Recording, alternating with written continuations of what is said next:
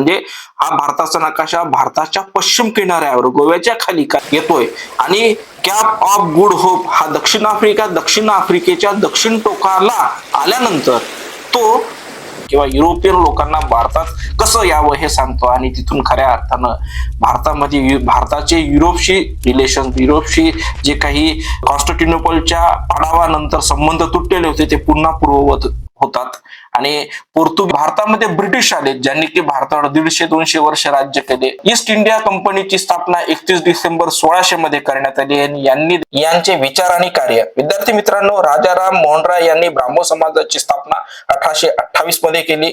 आर्य समाजाची स्थापना मुंबईमध्ये, महाराष्ट्रातील वाशिम जिल्ह्यातील पोहरादेवी या ठिकाणी संत सेवालाल महाराजांचं मोठं केंद्र आहे, मोठं तीर्थक्षेत्र आहे. बंजारा बांधव देशभरातून मोठ्या प्रमाणात तिथं एकत्र येत असतात.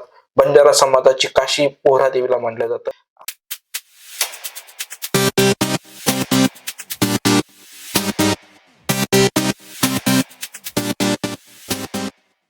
नमस्कार विद्यार्थी मित्रांनो, आज आपण देशाचा 75वा प्रजासत्ताक दिन मोठ्या उत्साहात साजरा करीत आहोत आणि या 75व्या प्रजासत्ताक दिनाच्या माझ्याकडून तुम्हाला सर्वांना हार्दिक हार्दिक शुभेच्छा. आणि आजचा जो व्हिडिओ आहे हा आधुनिक भारताचा इतिहास आहे.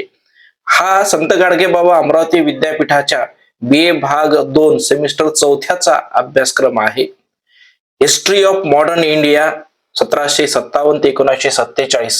याला टोटल क्रेडिट आहे 4. शैक्षणिक वर्ष 2023-24 मध्ये काही या अभ्यासक्रमामध्ये बदल करण्यात आलेले आहे. त्या बदलाची चर्चा देखील आपण आजच्या व्हिडिओमध्ये करणार आहोत. आणि सर्वात महत्वाचं म्हणजे आजचा हा जो काही व्हिडिओ आहे हा तुम्हाला या अभ्यासक्रमाचं PDF स्वरूपात तुम्हाला रूपांतर मिळणार आहे. म्हणजे या व्हिडिओच्या डिस्क्रिप्शन मध्ये गेल्यानंतर तुम्हाला हा संपूर्ण जो व्हिडिओचा अभ्यासक्रम जो आहे, जे PDF फाईल आहे तर तुम्हाला मिळणार आहे. त्यामुळे शेवटपर्यंत व्हिडिओ पहा. विद्यार्थी मित्रांनो, आपण पाहतो आहोत की आधुनिक भारताचा इतिहास. आतापर्यंत आपण भारताच्या इतिहासाचा म्हणजे सेमिस्टर फर्स्ट असेल, सेमिस्टर सेकंड असेल, सेमिस्टर थर्ड असेल, म्हणजे प्रारंभापासून तर साधारणपणे 1757 पर्यंतचा अभ्यासक्रम पाहिलेला आहे. या सत्रामध्ये आपण पाहतो आहोत स्वातंत्र्य भारताचा इतिहास आणि स्पर्धा परीक्षेच्या दृष्टिकोनातून हा अभ्यासक्रम फार महत्वाचा आहे. म्हणजे बऱ्याचदा तुम्ही प्रवेश BA ला घेत असताना तुमच्या डोळ्यासमोर स्पर्धा परीक्षा MPSC UPSC हे टार्गेट असते आणि त्याचा जो सिलेबस आहे तो सिलेबस फक्त हाच आहे. त्यामुळं हा अभ्यासक्रम, हा सिलेबस फार महत्वाचा आहे. या नव्या अभ्यासक्रमानुसार आपण आधी युनिट म्हणायचो, त्याऐवजी आता मॉड्यूल असं म्हटलं जातं आणि प्रत्येक मॉड्यूलमध्ये साधारणपणे 3 प्रकरणं त्या ठिकाणी आहे आणि 3 प्रकरणाचे काही उपप्रकरणं आहेत. म्हणून आधुनिक भारताचा इतिहास म्हणजेच ब्रिटिशांचा इतिहास पाहत असताना सुरुवातीला पहिलं प्रकरण मॉड्यूल पहिल्यामधलं आहे, युरोपीय सत्तेचे भारतामध्ये आगमन. मित्रांनो, वास्को द गामा हा पहिला खलाशी आहे की ज्याने भारतामध्ये प्रवेश केला.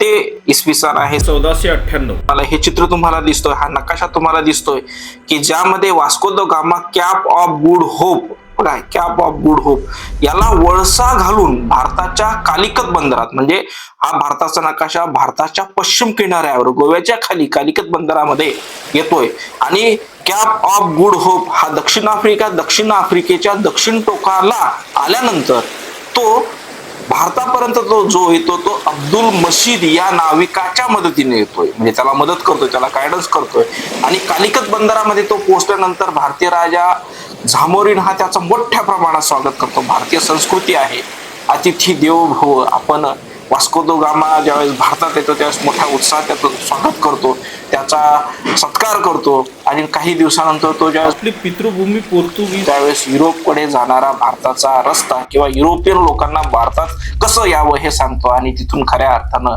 भारतामध्ये भारताचे युरोपशी जे काही कॉन्स्टँटिनोपलच्या पाडावानंतर संबंध तुटलेले होते ते पुन्हा पूर्ववत होतात आणि पोर्तुगीज पहिल्यांदा 1798 मध्ये येतात. पोर्तुगीजांचं जे काही ठाणं आहे किंवा पोर्तुगीजांची जी काही वसाहत आहे ती गोव्याला होती. अगदी देश स्वतंत्र होईपर्यंत देखील पोर्तुगीज लोक गोव्यात होते.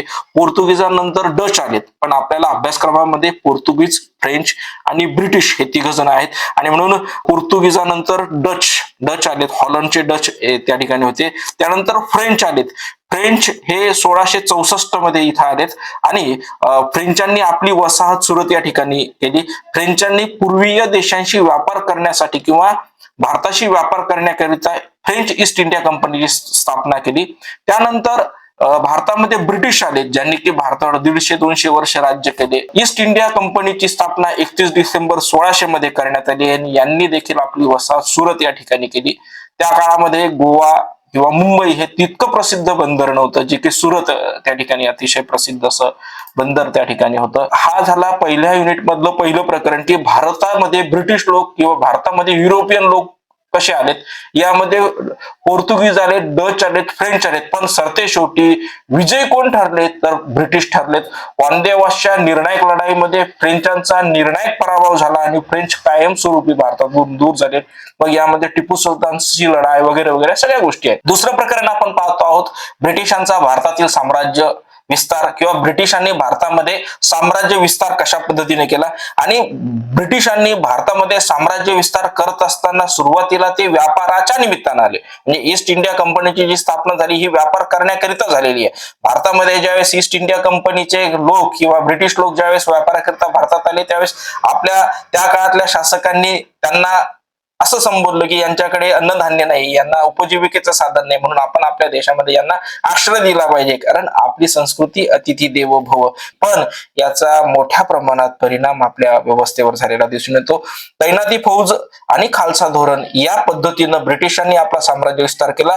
लॉर्ड वेलस्लीने तैनाती फौजेची स्थापना 1797 मध्ये केली. 1797 मध्ये लॉर्ड वेलस्ली याने तैनाती फौजेची स्थापना 1797 मध्ये केली.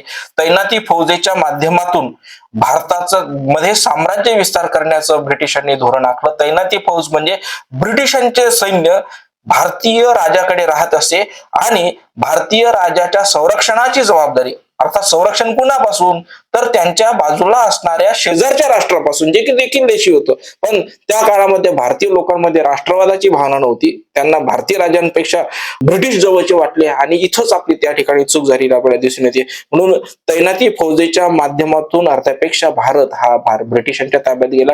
त्यानंतर खालसा धोरण म्हणजे लॉर्ड डलहौसी हा भारतामध्ये 1848 ते 1856 या कालखंडामध्ये भारतामध्ये आला. वास्तविक पाहता असं देखील म्हणता येईल की भारताला आधुनिकतेकडे जर का कोणी नेलं असेल तर लॉर्ड डलहौसीने, कारण लॉर्ड डलहौसीने भारतामध्ये पहिली रेल्वे 1853 मध्ये मुंबई ते ठाणे आणली. यानेच टपाल खात्याची निर्मिती केली, याने स्टार खात्याची निर्मिती केली. म्हणून काही गोष्टी जरी चांगल्या असल्या पण त्याचा सगळ्यात दुर्गामी परिणाम आपल्या भारतीय समाज व्यवस्थेत झाला, तो म्हणजे त्याचं खालसा धोरण. आणि या खालसा धोरणाच्या माध्यमातून भारतामध्ये यांचा साम्राज्य, एखाद्या राजा जर का निपुत्रिक मरण पावलं तर हिंदू धर्म संस्कृतीनुसार किंवा भारतीय संस्कृतीनुसार दत्तक घेता येत होतं, पण लॉर्ड डलहौसीने दत्तक विधानास नामंजूर केलेलं आपल्याला दिसून येतं. त्यानंतर तिसरं प्रकरण पाहतो आहोत, ती आर्थिक बदल. ब्रिटिश आलेत, व्यापार करता आलेत, हळूहळू त्यांनी इथल्या भूमीवर, इथल्या लोकांवरती, इथल्या जमिनीवरती, इथल्या राज्यांवरती राज्य निर्माण केले. आता हळूहळू त्यांनी भारतीय लोकांच्या आर्थिक नाड्या आपल्या हातामध्ये घेण्याचा प्रयत्न केलेला आहे. त्या अनुषंगाने त्यांनी कायमधारा पद्धती सुरू केली. म्हणजे त्या कालखंडामध्ये जमीन महसूल हे एकमेव उत्पन्नाचं साधन होतं. आज जसं आपण पाहतो जीएसटी आहे, सीएसटी आहे, इन्कम टॅक्स आहे, वेगवेगळ्या प्रकारचे कर आपण देतो, पण त्या कालखंडामध्ये जमीन महसूल किंवा शेतसारा ही एकमेव राजाच्या उत्पन्नाची राज्याच्या उत्पन्नाचं मोठं साधन त्या ठिकाणी होतं. त्यामुळे कायमधारा पद्धतीला जमीनदारी पद्धती देखील म्हणतात. लॉर्ड कॉर्नवॉलिसने 1793 मध्ये कायमधारा पद्धतीची सुरुवात केली. कायमधारा पद्धती बंगाल, बिहार, ओरिसा या उत्तरेकडच्या राज्यामध्ये सुरू झाली. त्यानंतर रयतवारी पद्धती 1820 मध्ये थॉमस मुनरो यांनी बॉम्बे आणि मद्रास आणि बॉम्बे या प्रिव्हेन्सीमध्ये, म्हणजे या भागामध्ये, आज जसं आपण पाहतो की वेगवेगळी घटक राज्य, त्या कालखंडामध्ये बॉम्बे रेसिडेन्सी किंवा मद्रास प्रांत, सिंध प्रांत असे भारताचे विभाजन ब्रिटिशांनी त्यांच्या प्रशासनाकरता करण्यात आलेले होते. म्हणून दक्षिणेमध्ये रयतवारी पद्धती, रयत म्हणजे प्रत्यक्ष जनता, जनतेकडून कर वसूल करणं, शेतसारा वसूल करणं. त्यानंतर आहे महालवारी पद्धती ही लॉर्ड बेंटिंगच्या काळात, एकीकडे आपण म्हणतो की लॉर्ड बेंटिंगने सतीची प्रथा बंद केली. लॉर्ड बेंटिंक हा मवळावादी किंवा सुधारणावादी, जसं लॉर्ड रिपन आहे, लॉर्ड बेंटिंक आहे, यांना मवाळवादी किंवा यांना सुधारणावादी गव्हर्नर जनरल म्हणून ओळखले जाते. तर लॉर्ड बेंटिंक हे 1828 ते 1835 या दरम्यानच्या कालखंडामध्ये भारतामध्ये गव्हर्नर जनरल होते. गंगा, यमुना आणि वायव्य सरहदीमध्ये किंवा वायव्य भारतामध्ये त्यांनी महाल म्हणजे गावाला एक विशिष्ट प्रकारचा रेव्हेन्यू फिक्स करून दिला जायचा आणि त्या माध्यमातून शेतसारा वसूल केला जायचा. अशा पद्धतीने भारतीय लोकांमध्ये मोठ्या प्रमाणात आर्थिक नाड्या ब्रिटिशांनी आपल्या ताब्यात घेतलेल्या आहे. त्यानंतर शेतीचे व्यापारीकरण हा सगळ्यात महत्वाचा मुद्दा आहे, कारण भारतीय लोक आपल्या उपजीविकेकरिता शेतीचं उत्पादन करत असत. फॉर एक्झाम्पल, शेतीमध्ये सगळ्या प्रकारच्या म्हणजे फक्त ब्रिटिशांच्या संपर्कामुळे व्यापारी पिकांची मागणी वाढली. व्यापारी पीक म्हणजे नीळ असेल, चहा असेल, कापूस असेल, जे व्यापारी पीक आहे, जे खाता येत नाही, नीळ खाता येत नाही, खाता काय ते उडीद, मूग, ज्वारी वगैरे वगैरे जे काही त्या काळातले अन्नधान्य असतील. म्हणून शेतीचं व्यापारीकरण मोठ्या प्रमाणात केलं, कारण ब्रिटिश इथून कच्चा माल घेत होते आणि युरोपामध्ये जाऊन मोठ्या प्रमाणामध्ये तिथे वस्तूचं उत्पादन करून त्या कच्च्या मालाचा पक्का मालात रूपांतर करून पुन्हा भारतात नव्हे देश विदेशामध्ये असं म्हटलं जात असं की अर्ध्यापेक्षा जास्त पृथ्वीवर, जास्त जगावर ब्रिटिशांचं राज्य होतं आणि म्हणून ब्रिटिशांच्या शेतीच्या व्यापारीकरणाचे विपरीत परिणाम भारतामध्ये झाले. अशाच पद्धतीने ब्रिटिशांनी आपल्या असं लक्षात येते की उद्योगधंद्यांचा देखील मोठ्या प्रमाणात नाश घडून आणलेला आहे. हे झालं पहिलं युनिट. त्यानंतर दुसरं युनिट आपण पाहतो की वसाहत काळातील उठाव आणि विद्रोह. वसाहत काळातील उठाव आणि विद्रोह यामध्ये आपण पाहतोय 1857चा उठाव, कारणे परिणाम, 1857च्या उठावाची अपयशाची कारणे आणि व्हिक्टोरिया राणीचा जाहीरनामा. हे तीन मुद्दे आपण यामध्ये पाहणार आहोत. आपल्याला माहिती आहे की 10 मे 1857 मध्ये मंगल पांडे यांनी मेरठ छावणीमध्ये उठाव घडवून आणला. त्याचं कारण, तात्कालिक कारण असं होतं की जी काही एनफिल्ड बंदूक होती, या एनफिल्ड बंदुकीला गायीच्या चरबीचं आणि डुकराच्या चरबीचं असं कव्हर त्याला होतं, त्याला असं वेस्टर्न त्या ठिकाणी होतं आणि बंदुकीमध्ये गोळी टाकण्यापूर्वी ते वेस्टर्न तोंडाने कुडायला लागायचं. त्यामुळे धार्मिक भावना दुखावल्या गेल्या आणि 1857च्या उठावाची थिणगी पडली मेरठमध्ये. मंगल पांडे हे 34 बंगाल रेजिमेंटचे सैनिक होते. हा उठाव साधारणपणे 2 वर्ष चालला. या उठावाला कोणी सैनिकांचा उठाव म्हणतं, कोणी भारतातलं पहिलं स्वातंत्र्य समर म्हणतं किंवा काही सैनिकांची गर्दी देखील त्या ठिकाणी म्हणतात. कारण वेगवेगळी जरी असली तरी या उठावामध्ये अख्तियार खान, बेगम हजरतमल, नानासाहेब, राणी लक्ष्मीबाई, ज्यांना आपण झाशीची राणी म्हणतो, तात्या टोपे यांनी हा उठाव सगळा घडून आणला. सरते शेवटी हा उठाव 2 वर्ष चालला आणि दुर्दैवानं यामध्ये भारतीयांचा जो काही पहिला लढा होता तो अयशस्वी झाला आणि यामध्ये भारतीयांना पराभव पत्करावा लागला. साधारणपणे हा उठाव उत्तर भारतामध्ये झाला, दक्षिणेमध्ये त्याची फार थोडी झळ त्या ठिकाणी पोहोचली आणि व्हिक्टोरिया राणीचा जाहीरनामा त्या ठिकाणी 1 नोव्हेंबर 1858 मध्ये अलाहाबाद येथे लॉर्ड केनिंग यांच्या नेतृत्वामध्ये किंवा लॉर्ड केनिंग याने अलाहाबाद येथे राणीचा जाहीरनामा लोकांना वाचून दाखवला आणि राणीने इथून पुढे वचन दिलं की तुमच्या अंतर्गत बाबीमध्ये कोणत्याही प्रकारचा हस्तक्षेप करणार नाही आणि गव्हर्नरची सत्ता जाऊन व्हाईसरायची सत्ता आली आणि राणीनं जाहीर केलं की खुल खुदा का मुल्क बादशाह का और अमल कंपनी सरकार का. मोठ्या प्रमाणात लोक मोगल बादशाला आपला राजा मानत होते. त्यामुळं खुल खुदा का, ही जी जमीन आहे ही खुल खुदाची आहे. मुल्क जो आहे, हा जो देश आहे हा बादशाचा आहे. फक्त काय तर अंमल जो आहे हा अंमल फक्त कंपनी किंवा अंमल हा राणीचा. म्हणून राणीचा जाहीरनामा अलाहाबाद मध्ये जाहीर करण्यात आला आणि या जाहीरनाम्यामध्ये सांगण्यात आलं की इथून पुढे तुमच्या अंतर्गत बाबीमध्ये आम्ही हस्तक्षेप करणार नाही. आपण दुसरं प्रकरण पाहतो आहोत, सामाजिक सुधारणा किंवा सामाजिक आणि धार्मिक सुधारणा किंवा सामाजिक आणि धार्मिक चळवळी. यामध्ये ब्राह्मो समाज, आर्य समाज, रामकृष्ण मिशन, सत्यशोधक समाज, बहिष्कृत हितकारणी सभा, संत सेवालाल यांचे विचार आणि कार्य. विद्यार्थी मित्रांनो, राजाराम मोहन राय यांनी ब्राह्मो समाजाची स्थापना 1828 मध्ये केली. आर्य समाजाची स्थापना मुंबईमध्ये 1875 मध्ये दयाराम सरस्वती यांनी केली.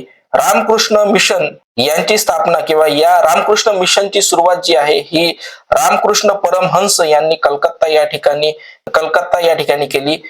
1 मे 1857 मध्ये रामकृष्ण परमहंसाचे शिष्य स्वामी विवेकानंदांनी रामकृष्ण मिशनची स्थापना किंवा प्रारंभ त्यांनी त्या ठिकाणी केला.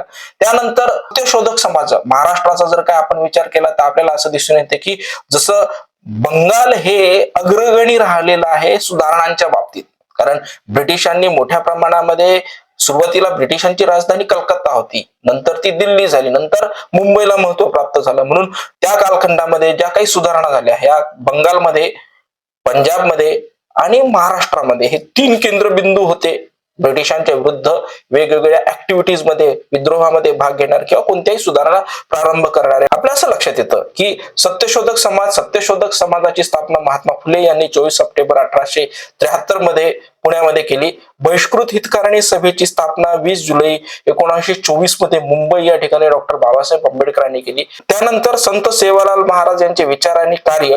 संत सेवालाल महाराजांचा जन्म आंध्र प्रदेशातील अनंतपूर जिल्ह्यातील कोलालवाडी सेवागड या ठिकाणी झाला. सेवालाल महाराजांच्या वडिलांचे नाव भीमा नाईक हे होते आणि आईचे नाव धर्मनी हे होते. संत सेवालालांना संत सेवादास, सेवाभाया, सेवालाल महाराज असे म्हणतात. संत सेवालाल हे निरक्षर होते, पण त्यांनी अनिष्ट चालीरीती रूढी परंपरावर आक्षेप घेतले आणि बंजारा समाजामध्ये ज्या काही चालीरीती रूढी परंपरा होत्या या नष्ट कशा होतील यासाठी प्रयत्न केलेले आपल्याला दिसून येतात. जंगल आणि पर्यावरणाचं देखील संवर्धनाचा विचार त्यांनी त्या काळात केला. म्हणजे 18व्या शतकामध्ये आज आपण पाहतोय की ग्लोबल वॉर्मिंग, पण संत सेवालाल महाराजांनी ग्लोबल वॉर्मिंग हे जंगल आणि पर्यावरणाचं संरक्षण झालं पाहिजे हा विचार तेव्हा मांडला. आज आपण म्हणतो बेटी बचाव बेटी पढाव, म्हणून मुली ह्या जिवंत देवी आहेत हे देखील संत सेवालाल महाराजांनी आपल्या विचारातून, दृष्टीतून मांडलेलं दिसून येतं. महाराष्ट्रातील वाशिम जिल्ह्यातील पोहरादेवी या ठिकाणी संत सेवालाल महाराजांचं मोठं केंद्र आहे, मोठं तीर्थक्षेत्र आहे. बंजारा बांधव देशभरातून मोठ्या प्रमाणात तिथं एकत्र येत असतात. बंजारा समाजाची काशी पोहरादेवीला मानलं जातं. त्यानंतर आहे आधुनिक शिक्षण. युनिट दुसऱ्यामधलं, मॉडेल दुसऱ्यामधलं तिसरा पॉइंट आपण पाहतो, तिसरं प्रकरण आपण पाहतो, ब्रिटिशांचे शिक्षण. विद्यार्थी मित्रांनो, ब्रिटिशांनी 200 वर्ष राज्य केलं. ब्रिटिश ज्यावेळेस भारतातून सोडून गेले त्यावेळेस त्यांची संख्या फक्त 10,000 होती. म्हणजे 10,000 लोकांनी साधारणपणे 38-40 कोटी लोकांवर राज्य केलं. हे कसं काय केलं? त्याचं कारण असं आहे की ब्रिटिशांनी इथे शिक्षण सुरू केलं. ब्रिटिशांनी इथे आपले सगळे लोक आणण्यापेक्षा भारतीय लोकांना शिक्षणाचा परिचय करून दिला. आणि मात्र ते करत असताना त्यांचा स्वार्थ असा होता, त्यांनी इथं कारकून लोक तयार केलेत आणि म्हणून त्यांनी आधुनिक शिक्षणाचा परिचय भारतीयांना करून दिला. आधुनिक शिक्षणाचा परिचय भारतीयांना झाल्यामुळं त्याचा फायदा असा झाला की आपण जगाबरोबर जोडल्या गेलो. आधुनिक शिक्षणाचा विकास, आधुनिक शिक्षणाचा परिणाम, या सगळ्या गोष्टींची माहिती या प्रकरणामध्ये पाहणार आहोत. त्यानंतर मॉडेल तिसरा आहे राष्ट्रवाद. बघा आपण पाहिलंय की ब्रिटिशांच्या शिक्षणामुळे राष्ट्रवादाची भावना विकसित झाली. ब्रिटिशांमुळे भारतीय लोकांमध्ये राष्ट्र म्हणून एकत्रित आलेले आहेत. आपण यापूर्वी राष्ट्र म्हणून अस्तित्वात नव्हतो. भारत हा खंडप्राय देश मोठा आहे. म्हणजे आज आपण म्हणतो की जम्मू पासून काश्मीर पर्यंत, इकडे अफगाणिस्तान तो ब्रह्मदेश पर्यंत एका काळात भारत होता, पण तो संघटित नव्हता. राष्ट्रवादाची भावना ब्रिटिशांच्या शैक्षणिक धोरणामुळे मिळाली.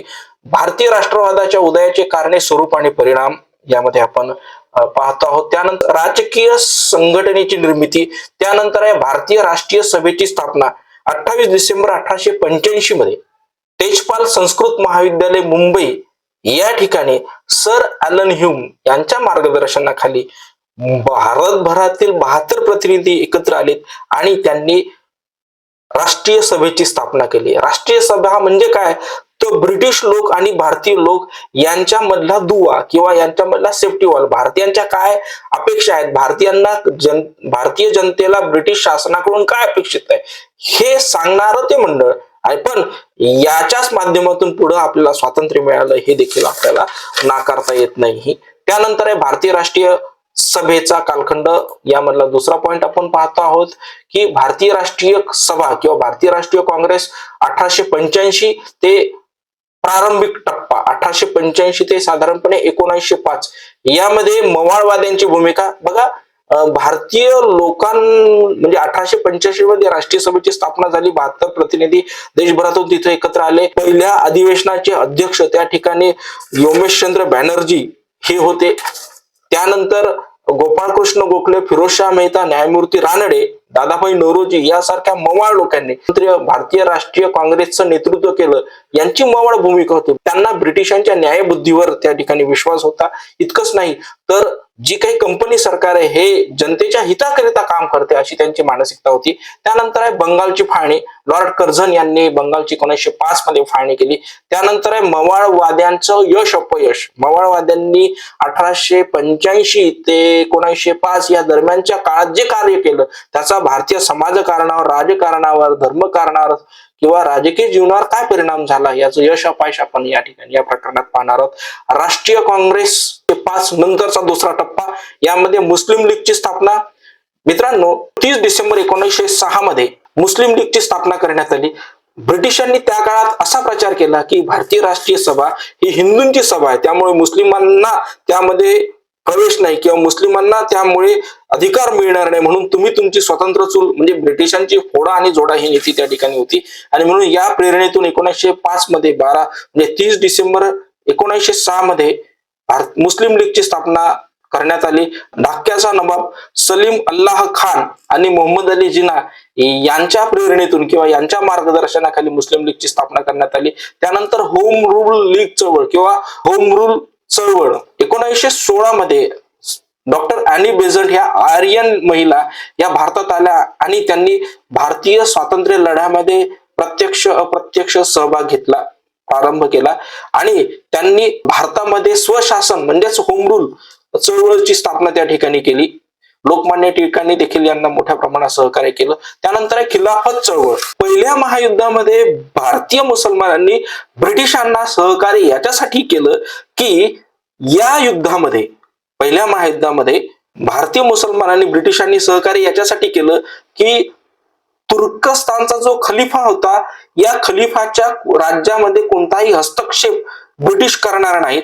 पण 1919 ते 1922 या दरम्यान युद्ध संपल्यानंतर, पहिलं महायुद्ध संपल्यानंतर ब्रिटिशांनी काय केलं की जे काही तुर्की साम्राज्य होतं या तुर्की साम्राज्याचे तुकडे पाडलेत आणि त्या ठिकाणी ब्रिटिशांची सत्ता प्रस्थापित केली. त्यामुळं खिलाफत चळवळ, भारतीय मुसलमान हे ब्रिटिशांच्या विरुद्ध एकत्र आलेत आणि म्हणून इथं या ठिकाणी अशा पद्धतीने खिलाफत चळवळ आहे. त्यानंतर आहे मॉडेल चौथे, गांधीवादाची प्रारंभिक वाटचाल. महात्मा गांधीजी हे भारतीय स्वातंत्र्य चळवळीतील अग्रदूत आहे. कदाचित महात्मा गांधीजी जर काय भारतीय स्वातंत्र्य लढ्यात नसते तर भारताला स्वातंत्र्य कशा पद्धतीने मिळालेलं. आज भारताची जी काही ओळख आहे शांतीची, अहिंसेची, ती फक्त ना फक्त गांधींमुळे आहे, महात्मा गांधींमुळे आहे. म्हणून महात्मा गांधीजींचे सत्य, अहिंसा ह्या सगळ्या धोरणांची चर्चा आपण या ठिकाणी.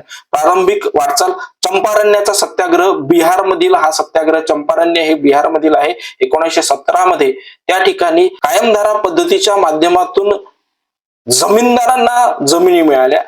ब्रिटिश व्यापारी या जमीनदारांकडून जमिनी विकत घेत आणि तिथल्या शेतकऱ्यांना जबरदस्तीनं निळीचे उत्पादन करण्यास मजबूर करत असत. नीळ हे त्या काळामध्ये दारुगोळा वापरण्याकरिता म्हणजे बॉम्ब बनवत असताना तोफांमध्ये दारुगोळा वापरण्याकरिता निळीचा वापर त्या ठिकाणी केला जात असे आणि म्हणून निळीचे जबरदस्तीनं किंवा सक्तीने त्या ठिकाणी उत्पादन घेण्यास मजबूर करत असत.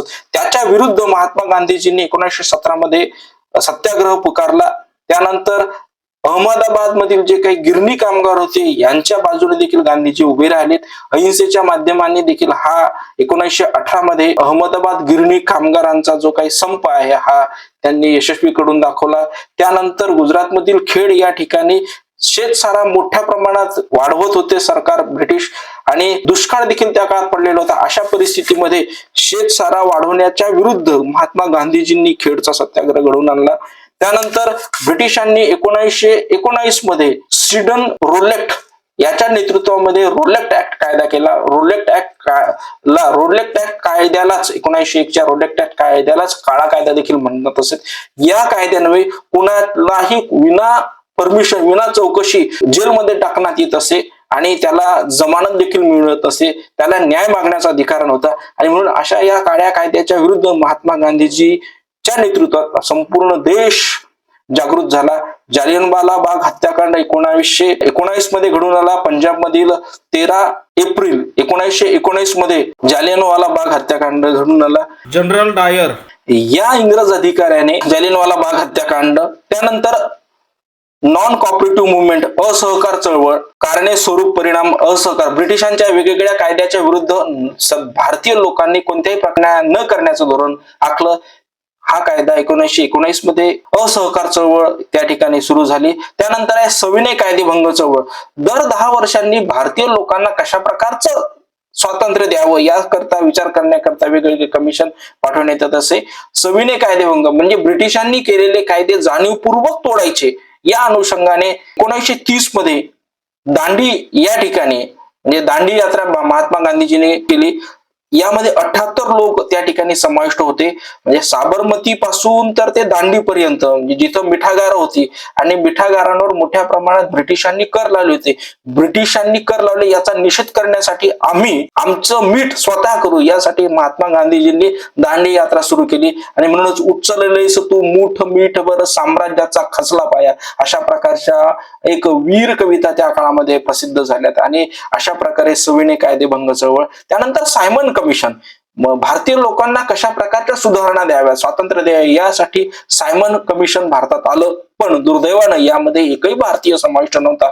1928 मध्ये मुंबईमध्ये सायमन कमिशन आलं आणि सायमन गो बॅक, सायमनला काळे झेंडे दाखवण्यात आले. का तर त्यामध्ये भारतीय माणूस एकही नाही आणि म्हणून अशा पद्धतीने सायमन कमिशनला देखील भारतातून बाहेर काढण्यात आलं.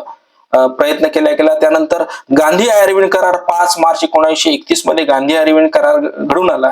त्यानंतर गोलमेज परिषद, बाबासाहेब आंबेडकर गोलमेज परिषदेला गेले. प्रश्न निर्माण होतो की गोलमेज परिषदेला गोलमेज परिषद का म्हणतात?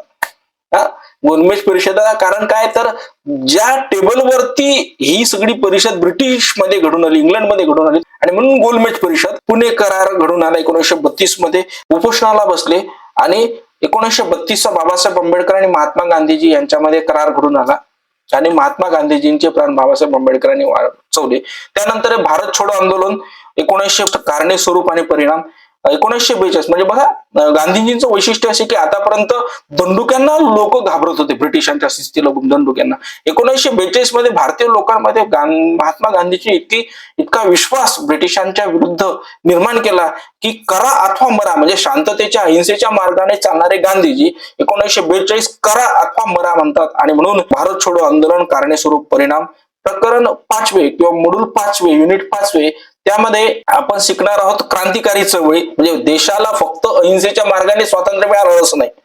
म्हणजे मध्ये आपण पाहतो आहोत जहालवादांचा उदय देखील आपण त्या ठिकाणी पाहिलं, मवाळवादांचं नेतृत्वाखालील स्वातंत्र्य आंदोलन. आता आपण पाहतो की भारताला जर का क्रांतिकारकांच्या माध्यमातून स्वातंत्र्य मिळालं असतं तर देश कसा असता. तर आझाद हिंद सेनेची स्थापना रासबिहारी बोस यांनी जपानमध्ये 1924 मध्ये आझाद हिंद सेनेची स्थापना केली आणि पुढे या आझाद हिंद सेनेचं नेतृत्व सुभाषचंद्र बोसांनी केली. आणि दुसरं महायुद्ध ज्यावेळेस सुरू झालं त्यावेळेस भारतावर बाहेरून आक्रमण करायचं आणि पंडित नेहरूंनी आतून उठाव करावा आणि ब्रिटिशांना अशा प्रकारे कोंडीत पकडावं अशा प्रकारचा सुभाषचंद्र बोसांचा प्लॅन होता. पण दुर्दैवाने हा प्लॅन यशस्वी झाला नाही. म्हणून रासबिहारी बोस आणि आझाद हिंद सेना, सुभाषचंद्र बोस याची देखील माहिती आपण या प्रकरणात या मध्ये बघणार आहोत. त्यानंतर आहे अभिनव भारत संघटना, स्वातंत्र्यवीर सावरकरांनी, विनायक दामोदर सावरकरांनी 1904 मध्ये 1902 मध्ये मित्रमेळा नावाची संघटना स्थापन केली. 1904 मध्ये या मित्रमेळा संघटनेचं नाशिकमध्ये रूपांतर अभिनव भारत करण्यात आले आणि या अभिनव भारताच्या माध्यमातून क्रांतिकारकांची निर्मिती करणे की सशस्त्र पद्धतीने देश स्वतंत्र घडवून आणणे हा त्याच्या मागचा उद्देश होता. पत्री सरकार याचा देखील आपण अभ्यास करणार आहोत. ब्रिटिशांच्या विरुद्ध लाहोर कट घडून आला, म्हणजे सशस्त्र पद्धतीने लाहोर कट 1929 मध्ये. काकोरी कट, सरकारी पैसा जो होता हा पैसा या ट्रेन मधून जाणार होता आणि म्हणून या ठिकाणी चंद्रशेखर आझाद यांच्या नेतृत्वामध्ये काकोरी कट घडून आला. चितगाव कट या ठिकाणी 17 एप्रिल 1930 रोजी सरकारी शस्त्रकारांवर हल्ला केला गेला आणि त्या ठिकाणी सगळे जे काही शस्त्रास्त्र होते ही ताब्यात भारतीय क्रांतिकारकांनी घेतलीत. अशा पद्धतीनं या प्रकरणामध्ये आझाद हिंद सेना, अभिनव भारत, पत्री सरकार, क्रांतिसिंह नाना पाटलांच्या नेतृत्वामध्ये जे पत्री सरकार दक्षिणेमध्ये तयार झालं त्याचा आपण अभ्यास त्या ठिकाणी करणार आहोत. Lahore cut, Kakori cut, Chittagong cut ह्या तिन्ही गोष्टी क्रांतिकारकांनी घडवून आणलेल्या होत्या. त्यानंतर आहे या प्रकरणामधला सगळ्यात महत्वाचा टॉपिक म्हणजे डॉक्टर बाबासाहेब आंबेडकरांचे राष्ट्र उभारणीतील योगदान. बाबासाहेब आंबेडकर भारतामध्ये ज्यावेळेस उच्च विद्या विभूषित होऊन परदेशातून शिक्षण घेऊन ज्यावेळेस भारतात आले त्यावेळेस भारतीय लोकांनी प्रशासनामध्ये सहभाग नोंदवावा याकरिता साऊथ ब्युरो कमिशन भारतामध्ये आलं होतं आणि या साऊथ ब्युरो कमिशनच्या समोर बाबासाहेब आंबेडकरांनी साक्ष नोंदवली, आपले काही मत मांडलेत आणि त्यामध्ये बाबासाहेब आंबेडकरांनी असं म्हटलं की स्वातंत्र्य जर मिळत असेल, काही सुधारणा मिळत असतील तर त्या सुधारणा अस्पृश्य लोकांना देखील त्या ठिकाणी मिळाल्या पाहिजेत. त्यानंतर सायमन कमिशन 1928 मध्ये भारतात आलं. या ठिकाणी देखील बाबासाहेब आंबेडकरांनी अस्पृश्य समाजाची बाजू त्या ठिकाणी मांडली. अस्पृश्य समाजाला कशा प्रकारच्या सुधारणा असल्या पाहिजे यासाठी बाबासाहेब आंबेडकरांनी प्रयत्न केले. त्यानंतर व्हाईसरायच्या कौन्सिलमध्ये बाबासाहेब आंबेडकर 20 जुलै 1942 मध्ये मजूर मंत्री म्हणून नियुक्त झाले. 1942 ते 1947 या दरम्यानच्या कालखंडामध्ये मजूर मंत्री असताना बाबासाहेब आंबेडकरांनी फार मोठं योगदान भारताच्या जडणघडणीमध्ये दिलेलं आपल्याला दिसून येते. मग भाकरा नांगल प्रकल्प असेल, कोसी खुर्द प्रकल्प असेल, त्यानंतर वीज आयोगाची स्थापना असेल, भारतातली विमानतळाची स्थापना असेल, महिलांना जी काही प्रसूती रजा मिळते ते असेल, या सगळ्या गोष्टी बाबासाहेब आंबेडकर मजूर मंत्री असताना केले. बाबासाहेब आंबेडकर हे मजूर मंत्री असल्यामुळे त्यांना कामगारांच्या जीवनाची माहिती होती आणि इतकंच नाही तर बाबासाहेब आंबेडकर कामगार वस्त्यांमध्ये जाऊन त्या ठिकाणी त्या लोकांमध्ये राहून त्यांच्या काय समस्या आणि त्या कशा निवारण करता येईल आणि म्हणून कामगार वस्त्यांमध्ये शाळा असल्या पाहिजे, दवाखाने असले पाहिजे, उद्यानं असले पाहिजे हे बाबासाहेब आंबेडकरांनी त्या काळात सांगितलेलं आपल्याला दिसून येतं. इतकंच नाही तर प्रत्येक व्यक्तीचा आयुर्विमा असला पाहिजे हे देखील बाबासाहेब आंबेडकरांनी त्या काळात सरकारला निवेदन दिलेलं होतं. सरकारकडून त्या गोष्टी पारित करून घेतलेल्या होत्या. त्यानंतर राज्य आणि अल्पसंख्याक म्हणजे राज्य आणि अल्पसंख्याक हा देखील विषय बाबासाहेब आंबेडकरांचा त्या ठिकाणी आहे. यावर देखील बाबासाहेब आंबेडकरांनी पुस्तक लिहिलेलं आहे. त्यानंतर या युनिट मधलं शेवटचं प्रकरण देशाच्या स्वातंत्र्याकडे वाटचाल. डॉक्टर बाबासाहेब आंबेडकरांची योजना 1945, माउंट बॅटन योजना 1947 आणि भारतीय स्वातंत्र्य कायदा 5 जुलै 1947 रोजी भारत स्वातंत्र्यानंतर कसा राहील याची मांडणी, याची अंमलबजावणी या भारत स्वातंत्र्य कायद्यामध्ये केली गेली. 15 ऑगस्ट 1947 रोजी भारत स्वतंत्र झाला आणि भारताचे पहिले पंतप्रधान पंडित जवाहरलाल नेहरू यांनी 15 ऑगस्ट 1947 रोजी लाल किल्ल्यावर तिरंगा ध्वज फडकवला. अशा पद्धतीने विद्यार्थी मित्रांनो हा सगळा एकंदरीत तुमचा अभ्यासक्रम आहे. हा सगळा अभ्यासक्रम आपण टप्प्याटप्प्याने आपल्या युट्यूब चॅनलला त्या ठिकाणी पाहणार आहोत. त्यामुळे हा व्हिडिओ अशा पद्धतीचा आहे. हा व्हिडिओ निश्चितपणे तुम्हाला आवडला असेल. हा व्हिडिओ तुमच्या मित्रांना शेअर करा, लाईक करा आणि सबस्क्राईब करा. चला पुन्हा भेटू एका नव्या व्हिडिओमध्ये एका नव्या विषयासह. तोपर्यंत नमस्कार, धन्यवाद.